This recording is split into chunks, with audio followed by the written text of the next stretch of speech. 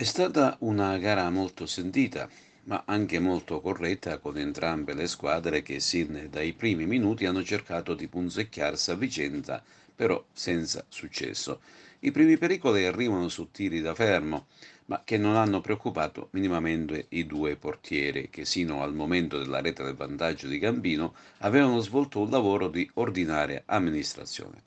Tuttavia, a scaldare il ventoso pomeriggio del CUS universitario ci hanno pensato le sgruppate di Alvegiano, Velardi ed Agostino da una parte, di Gambino, Sant'Angelo e Taormina dall'altra. Al 38esimo la gara si sblocca. Sant'Angelo effettua un traversone al centro dell'area, interviene Gambino con una sforbiciata che insacca alle spalle dell'ingolpevole De Miere. Un minuto più tardi Alvegiano ha l'occasione per pareggiare i conti, ma al momento di concludere incespica sul pallone. La ripresa inizia sotto la buona stella per il Don Carlo Misilmeri, che dopo un paio di minuti riesce a trovare la via del gol con Velardi, abile a beffare Paterniti con un colpo di testa.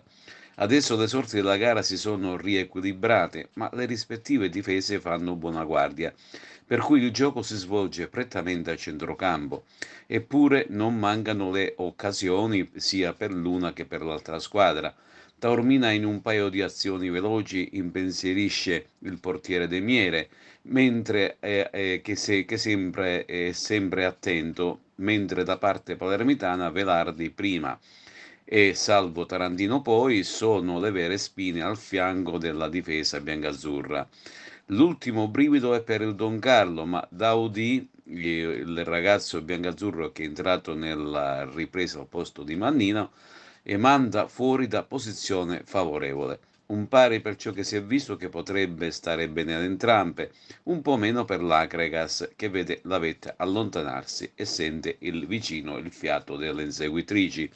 Il campionato adesso si ferma per le vacanze di fine anno e riprenderà il prossimo 5 gennaio con l'Acregas in trasferta a Mazzara.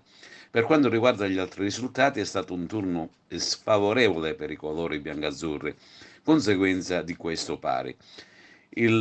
Ciò ha permesso sia al Dattilo che al Canicattì di portare la prima a 4 punti di vantaggio, mentre la compagine biancorossa di ridurre le distanze ad appena un punto. Termina in parità il match di Mazzara con il Geraci, mentre il Cussi Palermo va a vincere sul difficile campo del Castellammare. Sconfitto di misura il Pro Favara sul campo della San Cataldese.